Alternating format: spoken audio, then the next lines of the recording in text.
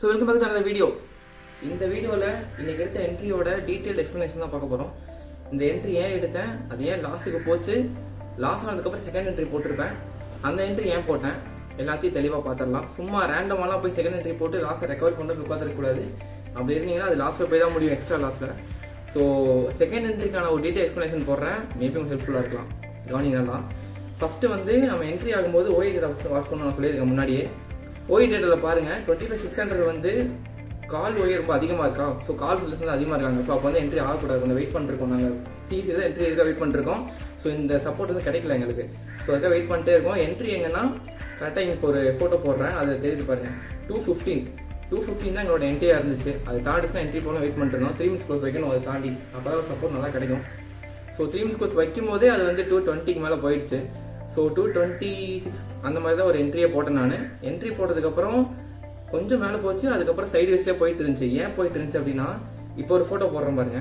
Previous photo வந்து timing ஒரு 9:20 9:25 போட்டிருக்கும். இது டைமிங் கீழே காட்டுது 9:35 எப்போ இது என்ட்ரி ஆனதுக்கப்புறம். அப்போ எப்படி இருக்குன்னு பாருங்க. புட்டோயை வந்து நல்லா கொஞ்சம் ஈக்குவல் காம்படிட்டிவ் கொடுத்து வருதா. அப்படி வரும்போது என்ன ஆகுது, என்ன டெனோட் பண்ணுது அப்படின்னா, இங்கே வந்து புட் செல்லர்ஸ் அதிகமாகிட்டு இருக்காங்கன்னு டெனோட் பண்ணுது. பட் அது வந்து கால் செல்லர்ஸ் வந்து பீட் பண்ணவே இல்லை. இந்த ஒரு பர்டிகுலர் ஸ்ட்ரைக் பேஸில் 25,600ல் கால் செல்லர்ஸ் வந்து குறையவே கிடையாது, அப்படியே ஸ்டேபிளாக நின்றுட்டே இருந்தாங்க. ஸோ அது வந்து எங்களுக்கு ஒரு பெரிய பேக்லாஷ் ஆகிடுச்சு. என்ட்ரி வந்து எஸ்எல்க்கு வரப்போது தெரிஞ்சிருச்சு. ஸோ 15 பாயிண்ட் எஸ்எல் வச்சு கரெக்டாக க்ளோஸ் பண்ணி 15 பாயிண்ட்ஸில் 4K கிட்ட லாஸ் ஆனதுக்கப்புறம் என்ன ஆகுது அப்படின்னா, இந்த டேட்டாவை நான் வாட்ச் பண்ணிட்டே இருக்கோம். இது வந்து மாறவே இல்லை. ப்ளஸ் ஸோ இந்த என்ட்ரி நாங்கள் எடுக்கும்போது நாங்கள் என்ன தப்பு பண்ணிட்டோம் அப்படின்னா, பேங்க் நிஃப்டி வந்து நான் வாட்ச் பண்ண மாட்டேன். பேங்க் நிஃப்டியில் என்ன இருக்குது அப்படின்னா, சப்போர்ட் பண்ணவே இல்லை. எப்போவுமே நிஃப்டி ஒரு என்ட்ரி போடணும்னா பேங்க் நிஃப்டி கொடுத்து சப்போர்ட் பண்ணணும். அப்போ தான் வந்து நல்ல ஒரு கன்ஃபர்மேஷனாக இருக்கும், சூப்பராக என்ட்ரி வந்து பர்ஃபெக்ட் எக்ஸிக்யூட் ஆகும். இது வந்து என்ன இருக்குது, பேங்க் வந்து கீழே போயிட்டு இருக்கு. நான் வந்து கவனிக்காம விட்டேன். கரெக்டாக கீழே போயிட்டு இருக்கு. அந்த ரிசர்வன்ஸ் ஒன்று இருக்கு பாருங்க, இந்த இடத்துல போயிட்டு இருக்கும் போது தான் எங்கள் என்ட்ரி வந்து கரெக்டாக இருந்துச்சு. ஸோ அந்த இதில் பிரேக் பண்ணால் என்ட்ரி வந்து தெரிஞ்சிச்சு. ஆனால் பிரேக் பண்ணவே இல்லை கடைசி வரையும். கடைசி கேண்டில் வரையும் அது அப்படியே தான் இருந்துச்சு. ஸோ என்ட்ரி வந்து எஸ்எல்ல க்ளோஸ் பண்ணியாச்சு. 15 பாயிண்ட்ஸ் 16 பாயிண்ட்ஸ் க்ளோஸ் பண்ணியாச்சு எஸ்எல்ல. அதுக்கப்புறம் எப்போ இது பிரேக் ஆகுதோ, அது பிரேக் ஆகிற அதே டைமில் இங்கே ஓஏ பாருங்க 25,600 வந்து கரெக்டாக 10:10க்கு அது பிரேக் ஆச்சு. 10:10 பிரேக் ஆகும்போது 25,600 ஓஏ வந்து நல்லா புட் செல்லர்ஸ் வந்து அதிகமாயிட்டாங்க. ஸோ இப்போ வந்து என்ட்ரி கன்ஃபர்மேஷன் வந்துருச்சு. இப்போ என்ட்ரி கன்ஃபர்மேஷன் வந்ததுக்கப்புறம் கரெக்டாக போய் என்ட்ரி ஆனோம். என்ட்ரி ஆனதுக்கப்புறம் ப்ரீவியஸ் சைடு வந்து 240 வச்சிருந்தோம். நான் இப்போ வந்து 246 வச்சுட்டேன். ஓகேவா, 246 தான் ஒரு ரிடக்ஷன் ஒரு நல்லா இருந்துச்சு. ஸோ அங்கே வச்சுட்டு டார்கெட்டை கரெக்டாக ஒரு 12 to 13 பாயிண்ட்ஸ் வந்து கேப்சர் பண்ணியாச்சு. ஸோ அந்த லாஸ் வந்து ஸோ அதுக்கப்புறம் எடுத்த என்ட்ரியில் கிட்டத்தட்ட 4K லாஸ் வந்து ரெக்கவர் ஆகி 1000 rupees லாஸ் வந்துருச்சு.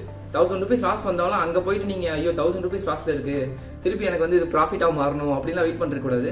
நம்ம மார்க் பண்ணது 246 தான் டார்கெட்டு. கரெக்டாக அங்கே எக்ஸிக்யூட் பண்ணிட்டு வெளியே வந்துடணும். அதுதான் வந்து லாஸ் ரெக்கவரி.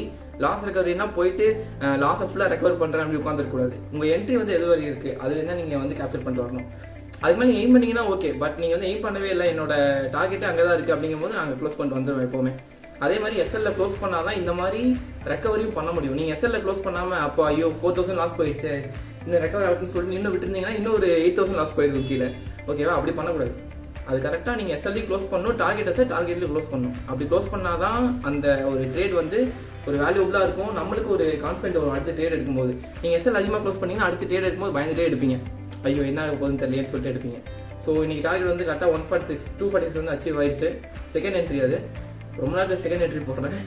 அது சும்மா ரேண்டமாக போடலாம். ஸோ இந்த கன்ஃபர்மேஷனை கிடைச்சனால தான் போடுறேன். ஸோ அந்த மாதிரி தான் நீங்களும் பண்ணணும். கன்ஃபர்மேஷன் இல்லாமல் போயிட்டு ஒரு என்ட்ரி ஆகாதீங்க. அப்படி என்ட்ரி ஆகினா கண்டிப்பாக லாஸில் போய் முடிஞ்சிடும். So be careful while trading with SL. ஓகேவா, அந்த எஸ்எல்ல க்ளோஸ் பண்ணால் மட்டும்தான் இது டார்கெட் அச்சீவ் ஆகும். ஸோ அதை மைண்டில் வச்சுக்கோங்க. மேபி இது ஹெல்ப்ஃபுல்லாக இருக்கும்னு நினைக்கிறேன். நான் கொஞ்சம் டீட்டெயிலாக சொல்லியிருக்கேன் இந்த வீடியோவில்.